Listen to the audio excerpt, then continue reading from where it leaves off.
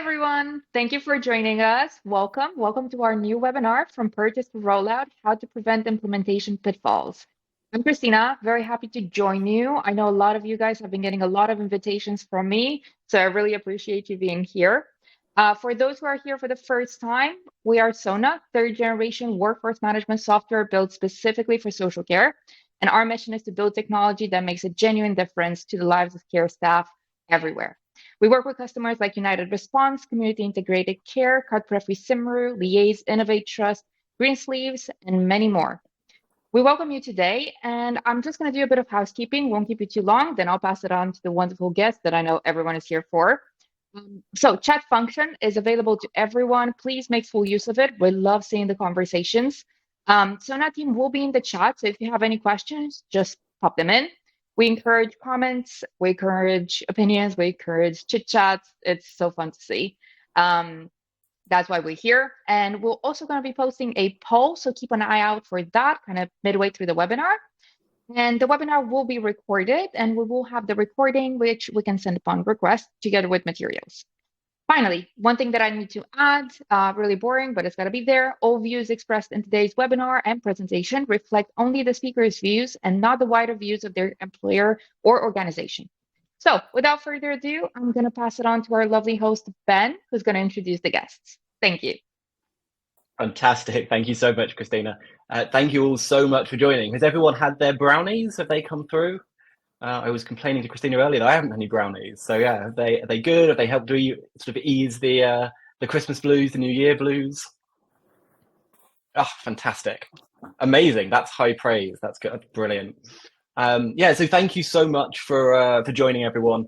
So I'm Ben. I'm the CTO and one of the founders of Sona. I've been building technology businesses for about the last sort of 12, 13 years. The vast majority of that focused on sort of the frontline workforce, and in particular, how do you take all of the great innovation in B2C software around how to build really, really easy to use software, and how do you apply that to sort of business software? And then prior to building tech companies, I was a consultant for a while, focused on organizational change and how do you make that as sort of as painless as possible. Louise, maybe I could hand over to you to sort of introduce yourself and maybe talk a bit about sort of what got you into the sector of care. Hi, I'm Louise Gibson. I'm a project manager and change manager, and what got me into the care section was I was actually contracted. I was asked to come in, and because I could do project management and change management, this particular organisation needed this. So came in. Prior to that, I've implemented Oracle as a change manager. I've done other digital implementations. I've also got a background in policing. I did policing for 18 years. And for 11 of those years, I used to get plucked from the front of policing to the operational part and then put into projects. So I've got that background, and that was very diverse. There was a very diverse amount of projects done there, from GDPR to different response times, and also even construction. So very diverse background there. But I do enjoy working in the care sector. I get a real buzz out of seeing what the front line does and the changes that they make to people's lives. It's been a real steep learning curve for me here, and I'm very proud to have been part of making life better for the people who enable that to the people we support, because it's life-changing stuff. And I do understand, I'm not Pollyanna about it. I do understand that it's not appreciated enough, it's not valued enough, and it's not paid enough. But really, the difference that these people make to people's lives is incredible. And I do really enjoy seeing that part of it. So that's kind of the start there. Thank you. No, I mean that's fantastic, and I think that resonates hugely. That there's sort of I've built software in quite a lot of different sectors, and I think working with the care sector has been by far the most fulfilling of those. Sort of if you can make life a bit easier for people doing something this important and this difficult, like it's there's something really special there. Molly, maybe if I could ask you to just sort of introduce yourself quickly. Yeah, absolutely. Hi, everyone. I'm Molly. I'm Head of Customer Success at Sona. I've been at Sona since the start and I've worked in tech for around 10 years now. So I've been building up the customer success team from the ground up with our wonderful customers as well, looking after all things from implementation, from post-signing to support, and also customer success management. So again, really passionate about the care sector. I can see some of our lovely customers are on the call as well. I work really closely with them to make sure that they have a great experience with Sona, and also we learn off each other. So I think that's the main theme here. We're very collaborative, and that's really important to me as well throughout implementation and beyond.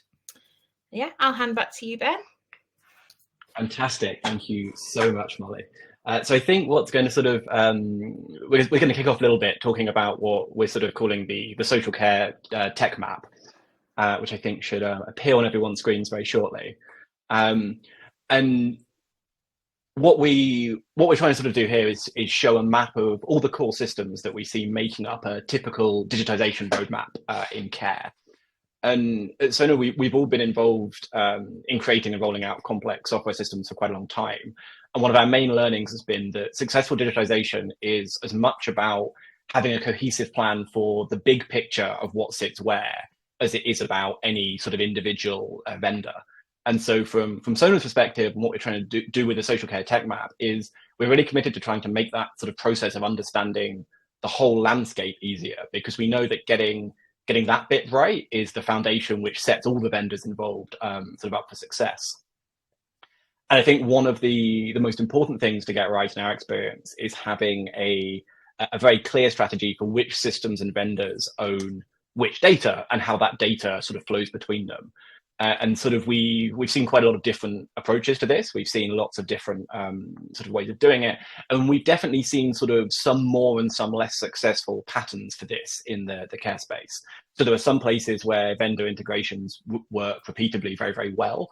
And some places where we often seeing it being a bit more of a challenge. So not impossible, but definitely harder. A great example of a kind of integration boundary that we see working really well is between the sort of the people systems you can see outlined in sort of green there, and the care specific ones like EMR, compliance, digital care planning, this sort of thing. And I think what's important here is the boundaries and ownership of information are really clear. Importantly, generally only one system needs to sort of change the data, and then the other systems need to sort of pull that data out and read it. So we see integrations between, for example, scheduling and care planning, or scheduling and compliance and EMR. We see those working sort of really, really well. Where we see integration perhaps having sort of more pitfalls is where it's not clear which system ought to be kind of owning that data. So an especially tricky one as an example would be HR and scheduling, because both of these systems have very valid reasons for wanting to own particular bits of data. So if you take absence as an example, the HR system has a sort of valid reason to want to own this from the point of view of leave balances or sickness reasons. But equally, the scheduling system quite validly might want to change this data to if you want to input absence directly onto the roster, for example. And so this sort of like this kind of line of ownership, this becomes much more wavy. And so any integration there, that's going to sit sort of much more at the much higher complexity sort of end of the scale. All of that said, I think in the end, the important thing is that no two digitization processes are quite the same. And so that's why there has to be flexibility to get to the best outcome and the best blueprint for that specific organization at that specific point in time. And I think the fact that all of these digitization processes are so unique to those organizations and their sort of current capacity for change is why we see it as being so important that the relationship with vendors is much closer to a partnership as it is something sort of purely transactional. One of the questions around that sort of this roadmap and so on that was very much appreciated being sort of sent through in advance was around AI and what AI means for these systems and how that fits in. And I think it's a really good question. It's something we're seeing being asked from lots and lots of different angles. I think there's a lot of talk at the moment about AI, and some of it can be quite sensationalist. I think the truth is probably that AI is going to be a lot more boring than people think in the short term. I think what it really translates to is that careful use of AI is going to mean that these sort of core systems that we're showing here, they're going to get better and better at freeing people up to do the bits that really can only be done by human beings. So in care in particular, I think that means you're going to see a sort of AI in products freeing people up to spend more time understanding the people and the care that they need and delivering that care, and less time on the more sort of repetitive administrative tasks around filling shifts or designing rosters.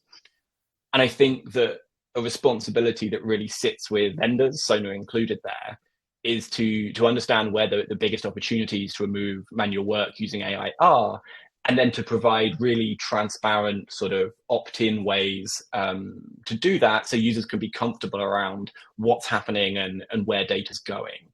I think in particular for organizations that are perhaps earlier in their digitization journey, I think the focus will remain on getting these core systems right first and getting these core systems rolled out. And probably the sort of the AI is something that once those implementations have been done well and have been bedded into an organization, AI is something that can be gradually and responsibly layered on top, sort of to get even more benefit from those at a pace that sort of aligns with those organizations' sort of readiness for change. Any sort of more, please feel free to sort of drop questions into the chat around that. This sort of all talks about the purchasing process and the buying process in the very beginning, and that the organizational leaders who are sort of involved with this they'll develop this very clear idea of how all this fits together and what's going to happen next and sort of what the objectives are. Louise, I'd love your take on sort of what comes next. How do you translate that huge body of knowledge that the leadership builds up during the process of procuring this software? How do you translate that to staff? Sort of how do you start building an implementation team for that? Well, Ben, hopefully start the identification after the identification and purchasing phase, or as part of the identification purchasing phase, that the sponsor will have included stakeholders from all the different departments who's going to be impacted. So that'll be people from finance, HR, particularly ops. You know, these people should start to form part of the client implementation or project group. You should be looking at this talent that you've got in your organisations and then picking out these people, or even as part of a transparent process, asking for people to get involved. Even as soon as you've got a concept of what you want to bring a new digital system in, then bringing these people along with you, getting the right people in the right place, is going to make it so much better for the implementation and the absorption of that project into your organisation. It's all about acceptance and embedding, and a lot of feedback that I get when we're doing lessons learned is, well, nobody asked us. We didn't even know any of this was happening. So engaging with your people at the very beginning is pivotal for helping your projects to land, regardless of what it is, whether it's rostering, whether it's anything else. So I think that's a big thing, bringing the people along, and then making sure that the communication and engagement aspect is really fitted in. You know, the project, people want to discuss the new system, you want to be able to get them to promote the benefits, provide reassurance to the wider organisation, cascading communications, offering engagement sessions throughout the identification and purchasing process can help include and inform the staff throughout the organisation of all of these benefits, of everything that comes to them, and then it can get them starting to look at what's in it for me, and then the excitement for the project coming. Does that make sense? That makes a huge amount of sense, so sort of bringing people along sort of on that journey. And sort of, I guess, one of the biggest things that we hear about concerns from staff is sort of fear of change and what does this mean for me and this sort of thing. Like, do you have any sort of idea about what the key drivers for this fear are, and any sort of key strategies for alleviating that fear of change? Well, the fear of change is totally understandable. You go into work, you know what you're doing, you know how to do your job well, you're comfortable, you look professional, you know, everything's easy, it's coming. I'm not saying everything's easy, but you know your job. You know, there's things come, you do deal with them, you cope with them, you support new staff coming in. managers have got, they've got their own part. They've got to support the support workers and the frontline people. They have to do their jobs as well. So what happens then is when a change comes in, you disrupt that. Easy going. The supervisors are worried about not understanding what they're doing, having to support staff through that, and being perceived as either out of their depth or incompetent. I mean, that's a big fear. That's a big fear for everybody. You don't want to look like you don't know what you're doing.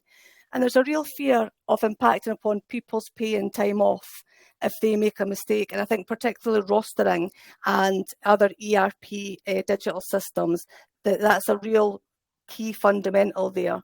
So frontline staff do have similar fears about not knowing what they're doing or making a mistake and getting into trouble. But I think that the managers potentially, depending on what kind of system it is that you're bringing in, maybe feel that a bit better. So my 3 strategies to alleviate the fears are providing reassurance, create a robust and comprehensive communications plan. Outline the training that's going to be provided and the support that they'll get from colleagues, and all of the resources is going to be available to them to ensure that they're confident and can manage this change. So, knowing that that's coming and knowing that you're all in it together and that the organisation understands your fears and this is what they're putting in. And set up a change network within your organisation, a group of peers who are really interested in that project, like I mentioned when we're talking about the implementation just beginning and the identification of people.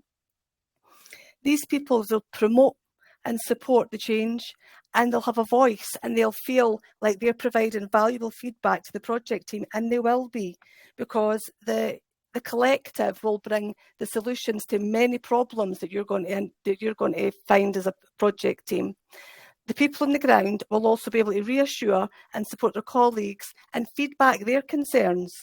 And then any changes of working can be explored back through that group, and then the solutions found to the challenges.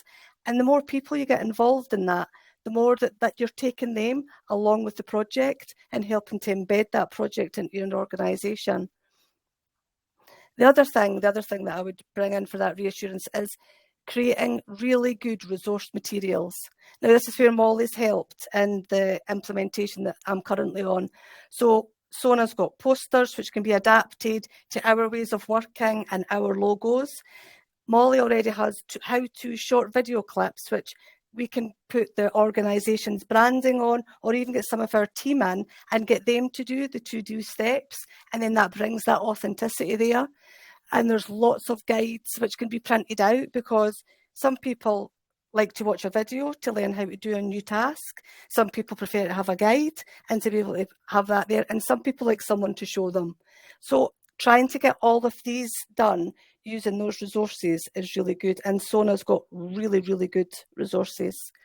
So, fear of change and this impact on people that support the residents is the priority.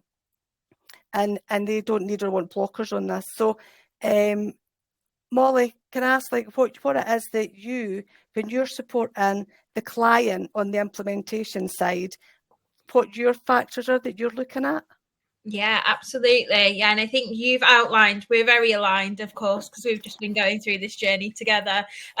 But the main thing, I think, as Louise, you mentioned, is just that people are doing their day-to-day jobs. And ultimately, what's really struck me when I've been out to visit customers is they care so deeply, that the support workers, the managers, and the whole organisation about delivering good support to the residents and the people that you support. And we don't need to get in the way of that. We're here to make their lives easier, and we don't want to make anyone's life harder. And it's about managing those fears and showing that in all of your communications that this is going to make your lives easier so that you can do more of what you actually care about and want to be doing.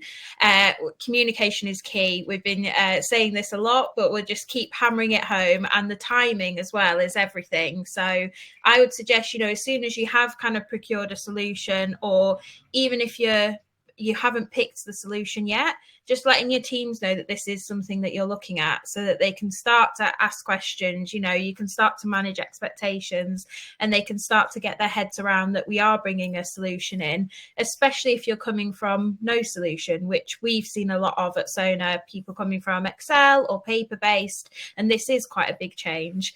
And it's also all about highlighting the benefits of and comparing it to what they do now. So not just saying this is what we are doing from this day, or this is what we're going to be doing next year. It's about saying we're currently doing this process doesn't really work, and that's why, and this is what the new system will do. And part of that will also be bringing in these resources, as we spoke about. We're always building on them here. It's really important that we adapt to all learning styles. So it can be me talking on a 20-minute video or doing training, or it can be me talking in 5-minute bite-sized videos, or even minute bite-sized videos, written comms, FAQs in different ways, with screenshots or with clickable demos. It's really important that you do make everyone feel included and that everyone can be part of that learning. And also, whilst you're distributing out comms, I know from Sona in particular, we do update things fairly regularly on the system. We're always improving it, always making changes. They're important to also communicate out, even if the team aren't using the system yet. It's important that they can see kind of improvements and progress that will get them excited, and just keeping them in the loop with what's here now, what's coming next is really, really important. And then I'd say the final thing is just managing. Of course, if you're a large organization in particular, and you've got, several hundred managers, several thousand staff, making sure that there are people in the organization who are really championing the products that you've procured and can be the face of the product and reassurance, and making sure that those are people that are relatable. So although it might be, higher up that are dealing with the implementation, it's really important that people who are on the ground and who are well known and well liked are the champions and are the positive reinforcement throughout. And they can just help with ensuring that managers feel empowered as well, because that's another key thing, is making sure that managers can support their teams and they're not feeling worried about their own responsibility with the new software, but also having to manage the staff as well. If they feel empowered and we can loop them in as early as possible, then it just makes the whole thing much smoother. No, that makes a huge amount of sense, Molly. I'd love to just circle back to Louise, both on sort of like your thoughts on what Molly said, and also we've had some great suggestions in the chat around sort of from Rianne about a hopes and fears study, and this sort of thing. So we'd love it, any sort of thoughts on if that resonates with your experience with this, anything that you'd like to add. Yeah, it does. It's change management's a really big part of bringing the project and embedding the project in, and these communications and making sure that you engage with people. That's the biggest part of it, is listening to people, understanding where they're coming from and letting them feel part of it. But also, you really do have to put the work in for the reassurance side. People have got different learning needs. So reassuring that you're doing a training needs analysis, that you're taking into account their differences and what their preferred training needs are, makes a huge difference, because you're valuing your people. I've implemented projects before where the project has been done to people instead of with people, and it's been really difficult to embed it. And this was prior to change management becoming a discipline on its own. The project manager used to try and have to do the change management very badly at the same time as driving the project. And it's two different kinds of leadership for project management and change management. Project management is very transactional. Do it, get that done. We need that done by that date, and it has to be done for the rest of the project to be delivered properly. But change management is very much transformational, supportive, listening. Don't get me wrong, it's not all warm. Sometimes you're having to drag people along with the change. Sometimes the stick is, if you don't do this, you're not going to get paid. So there is the stick element of it.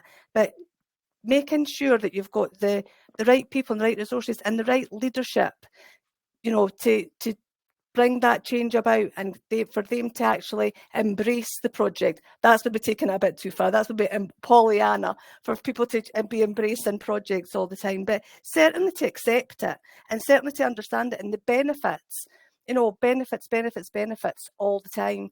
And another thing is, prior to doing any change, make sure you've standardized your organization. Make sure your organization is ready for this change, not just the people, but the systems, you know, and the business readiness is there. Is HR ready for it? Is finance ready for it?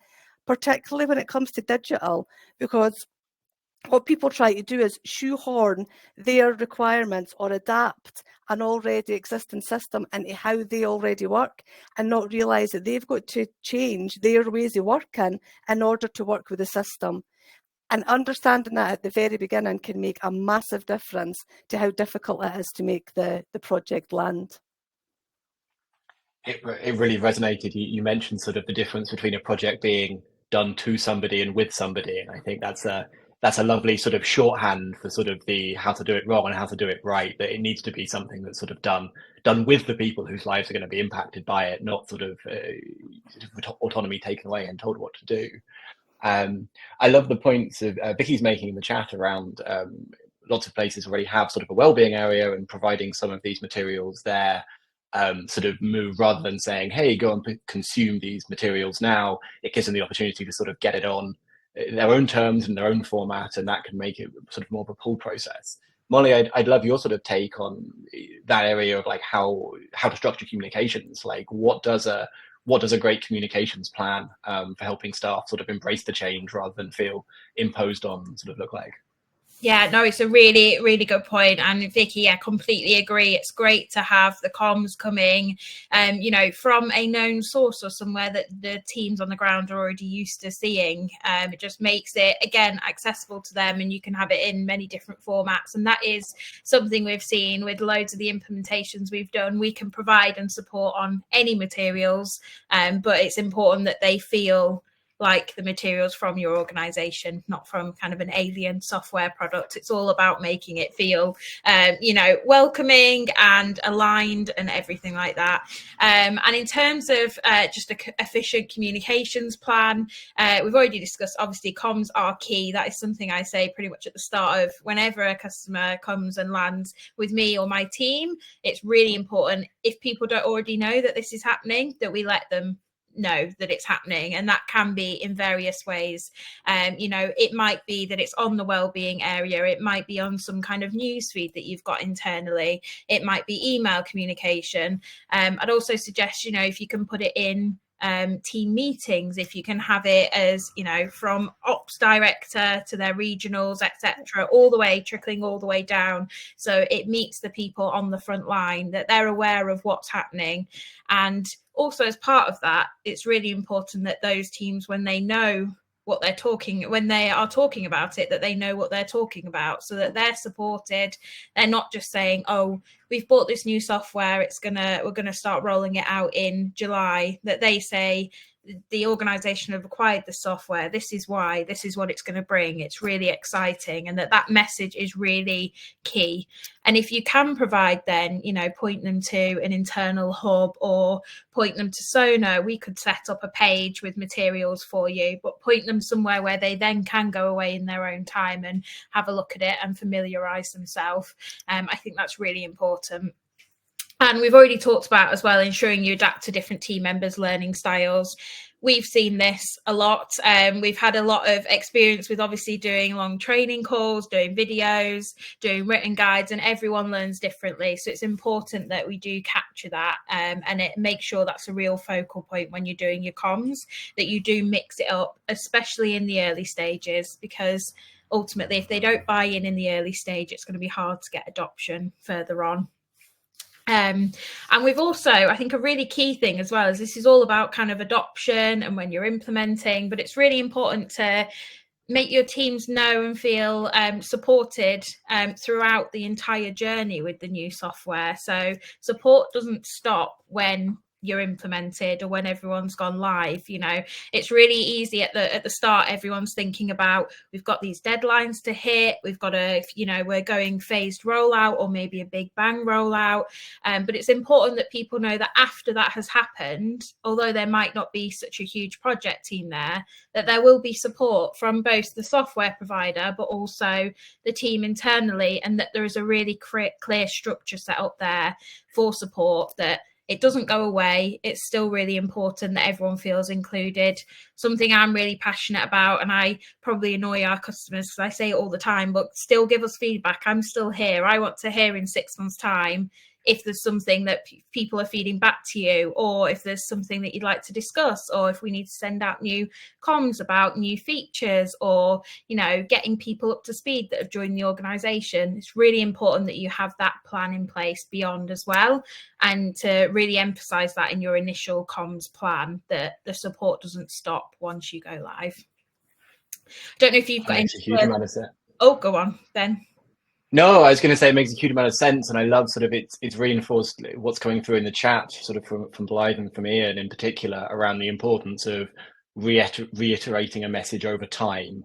And so I think a mistake that's easy to make is to be so excited at the start and send out a huge amount of information about all of these changes and all of these benefits are going to happen. And that's not really how people absorb information. They absorb it over time and they adapt over time, and the importance of that sort of that phasing and iteration. Yeah, sorry, back to you, Molly. Yeah, I was just going to say, I didn't know if Louise had anything to add on there, just around the comms and what we've learned together. Yeah, I agree with it totally. I do believe that authenticity is one of the keys, as well as having people from the client organisation fully involved in it. You know, and one of the things we've got, I've got a change support here who, she does the demonstrations and can go and speak to the service managers, and because I'm a contractor, me coming in does not hold the same gravitas as another service manager or another manager or a person in the organisation. So making sure that you've got that peer-to-peer stuff there as well, which is kind of going back to, we kind of missed it a bit, we kind of skipped over it, was like identifying your implementation team and the kind of pros and cons between contractors and the internal team. And just very quickly, you know, if you do have an internal team who are established project team and they're able to do it, that's fantastic. But if you don't, or if you need any guidance, then definitely do consider contractors. The cons of it is the costs. I understand that, but you do get a lot for your money. You're getting specialised expertise. They're absolutely top notch in their game. They've seen it all before. Everything that's happened before. They're objective. They're not embedded into your organisation and pushing you down decisions that's going to benefit them in any way, shape or form. And your team could learn from them. This is where I learned my trade, really, was watching contractors, learning from them, seeing how they did project governance, seeing how they did change, seeing how, you know, getting that professionalism in, because and then building on that. So I just wanted to go back to that there, because I think it's really important that even when you get the concept as an organisation of a new digital system, rostering, or your HR system, or any of the rest of it, start talent spotting in your organisation. Start looking at these people. Start looking to see who would make a good finance lead, who would make a good HR lead, who are you going to get for ops, but make it. Don't pick your pals. Don't say, well, Bob from Bradford, I like him, I'm going to take him. Put a transparent process in place, which is fair and equal to all. And plus, it'll widen your net. You'll be amazed at the people that will come forward. And you really do want people who are interested in the project to support that project from cradle to grave, really. No, incredibly true. And I think sort of another point sort of on that sort of, I mean, Lisa's just raised, which I think is great, is when it comes to implementation, it's not just about going live. Sort of a system goes live, but all organizations are different. We learn things after implementation. And I think there's a great point here about understanding from any vendor, what's that going to look like after implementation? When we go live and we discover that perhaps we need something to be slightly different, or we have some feedback, what does that look like over sort of your first 3, 6, 9 months of using the system? I guess generally on that topic, sort of Molly, what does sort of good support look like throughout the implementation process? Sort of when you are sort of picking this, what should you be asking about and agreeing with vendors in terms of implementation right at the start? Yeah, no, I think that's a really, really good point. And it's about, not just saying to your team the support doesn't end, but also knowing from the software providers team that the support doesn't end after implementation. So I would be really looking for a solid implementation plan and structure from the vendor that you're looking to buy from. And also see if there's any flexibility in it. So you want a solid, robust plan to show that, there's thought gone into it, but you also want to know that there's some flexibility. So I would always ask if there is flexibility around the plan, if you've got deadlines to hit, dates that you need to make, or if it's just, if we're not quite ready to do this bit, how does this bit impact? Make sure you ask about that and find out if the software provider are going to be flexible and they're going to flex to suit your needs. Because I think, especially in care, you never know what's going to happen. Like COVID, for example, obviously it completely turned the world upside down, but particularly in care, there might be other priorities that come in, and you need to understand what does that look like within implementation. But I'd also ask as well, what does the plan look like for nearing the end of implementation, hypercare, and then moving out? How does that happen? Who are you handed over to? What does the handover process look like? What is the support process? Is there a difference from when you're in implementation to when you're out? What do change requests look like? So anything like that. What does config look like if you need to change things? All of these are questions that you can absolutely ask before you procure a solution, and the provider should have an answer for you on what that does look like. And then there are a couple of other things I would also highlight. So good things to look at before you're buying a solution in terms of considering what implementation might look like is just ensuring you have as many parties as you can in the buying process. So of course you might not want 20 people, but anyone relevant, your HR director, your finance director, your ops director, and then of course leadership above that as well. Really important for them to be involved to make sure that the solution that you're looking to buy is going to be the right one. And then any questions that come up around implementation, that's going to suit for each department, because each department will do things differently. And make sure, you ask if you can deep dive into some of the areas as well within the commercial process. If you want to discuss anything around HR specifically, or payroll, or rostering and time and attendance, ask for those sessions. And what we do at Sona is often, we do joke, we'll say we've brought everyone to the call, but we will bring quite a few of us to the call, and I think that's quite a nice indicator, because you get to meet the rest of the team, you get to see how we work as a team and how we interact. And I think that should give you a good feel as well for what the company will be like. It's not just one person you're meeting, but it's the whole team, and you can see how you'll work together. Ultimately, I think rapport with the software provider that you're working with is really, really important. You having that rapport and relationship. It's going to be, implementation is hard work, and it requires a lot of change and a lot of thinking, and it's really important that you all get along. So I would make sure that you do meet multiple members of the team if you can. And then finally, I'd just make sure you ask questions. That's the kind of final flag. Ask questions of the provider, see what their responses are.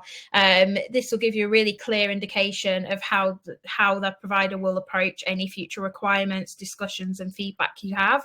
You'll see how rigid they are, how flexible they can be, what their general approach to things are like. So yeah, that is what I would recommend.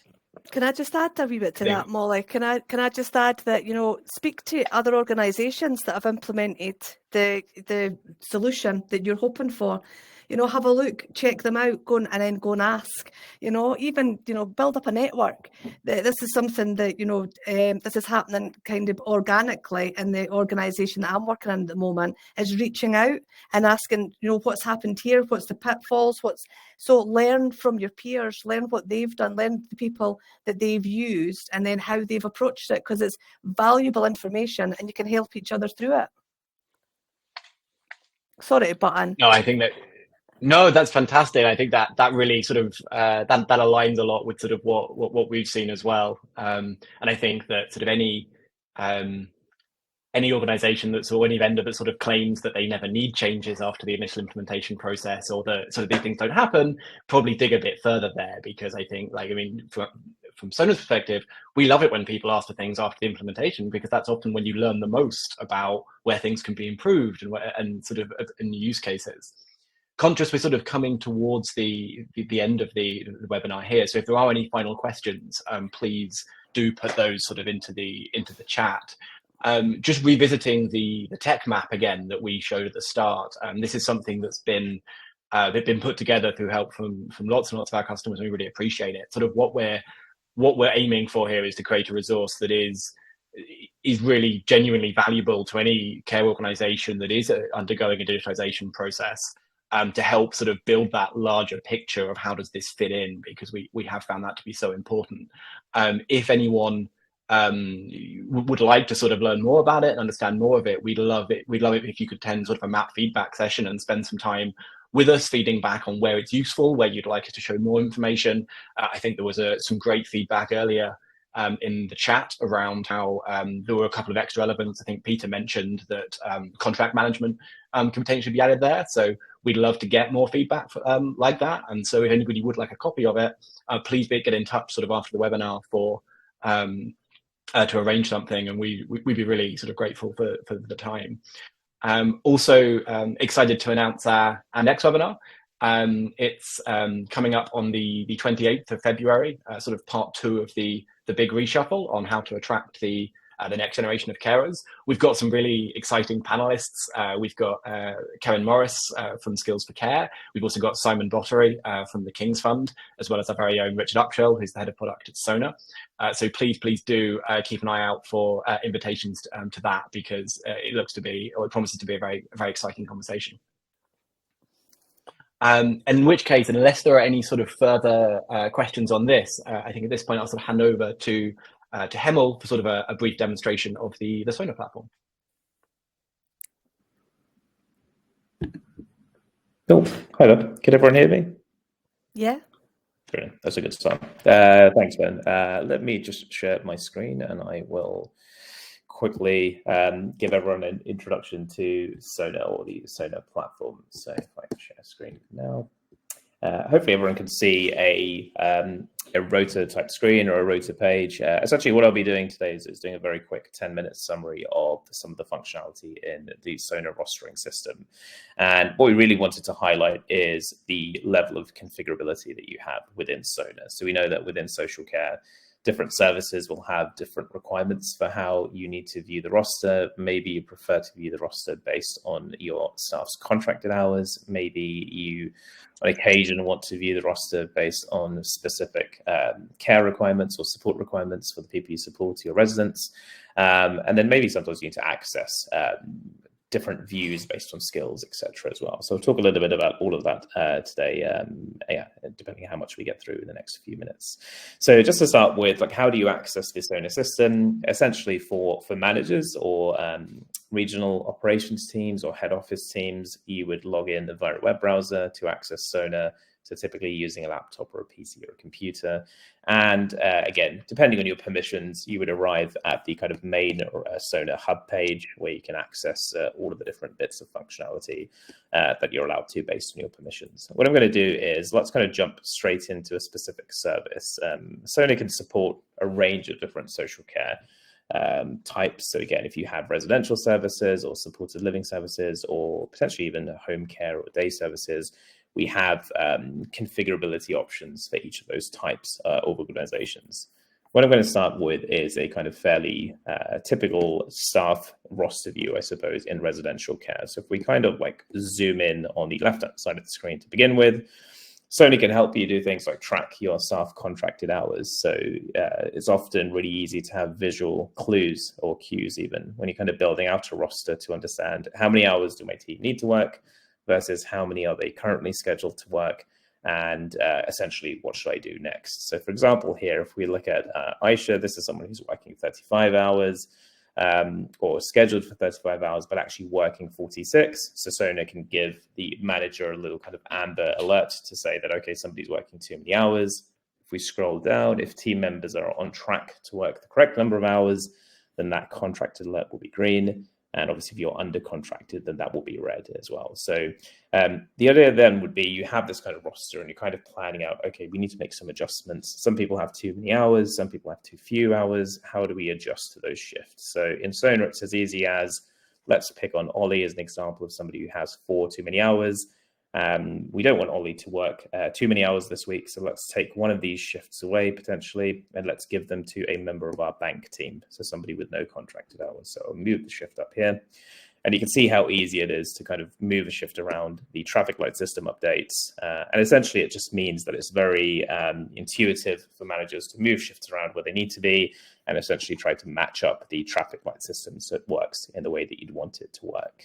Now, let's say as a second level, if you would think about your kind of dependency scores being part of how you build the roster, you can absolutely manage that in the Sonar kind of filters and views as well. So there might be occasions where you'd like to group all of your individual team members into the roles that they can work, and Sonar can give you that functionality. So if we now group by role, which is just a filter on the actual core roster view we just looked at, Sonar now has the ability to pull in things like your dependency scores. So let's say, for example, you need at least 3 care assistants to work in the AM at Angel View Residential Care. That can be visual on the screen for you as well.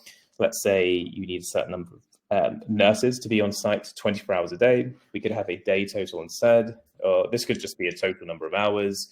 Often clients who work with Sonar will manage their dependency or their occupancy via a spreadsheet. So Sonar can take that data from that spreadsheet, or obviously if it's a third-party system, we can pull in that data from that system into the rotor as well. And what this gives you is kind of the 2 key variables, I suppose, when you're building your roster. The first is how many contracted hours do my team need to work, which is on the left-hand side. And the second is how many staff do we require to be safely staffed or to match our commissioned hours, whichever of the 2 you'd like to have on the actual roster view. And this allows you to then kind of make adjustments as you need to. Now, you may have seen as well that there is a concept of open shifts at the top of this roster view. Now, essentially, the other thing that Sonar is keen to kind of help our clients with is reducing agency spend and improving the process, I suppose, around how agency is used. So in Sonar, if you have a requirement for somebody to work a shift because you are understaffed, so I can see here that actually in the PM, we are 2 care assistants short. So let's see if we can post a shift out for those team members. All we need to do is click on the day on the open shift row.